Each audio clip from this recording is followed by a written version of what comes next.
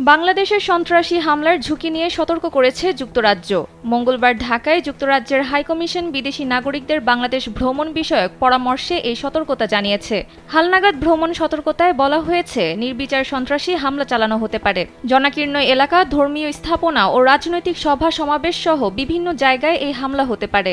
High commission বলেছে, কিছু গোষ্ঠী এমন ব্যক্তিদের টার্গেট করেছে যাদের ইসলাম পরিপন্থী জীবনাচরণ ও মতামত রয়েছে বলে তারা মনে করে।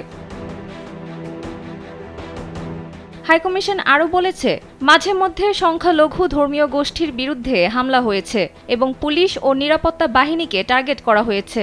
প্রধান শহরগুলোতে এসব হামলায় বিস্ফোরক ব্যবহার করা হয়েছে। বাংলাদেশি কর্তৃপক্ষ পরিকল্পিত এসব হামলা নস্যাতে কাজ করে যাচ্ছে।